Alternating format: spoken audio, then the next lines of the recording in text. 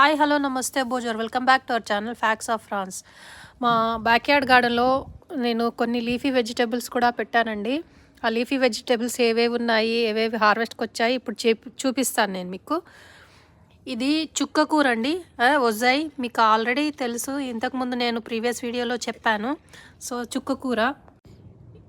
ఇది వచ్చేసి అమరాంత్ అంటే తోటకూర. ఇక్కడైతే చూసుకోవచ్చు.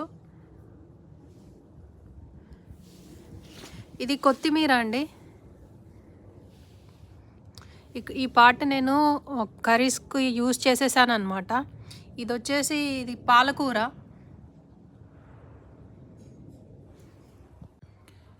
ఇది మెంతి కూర అండి.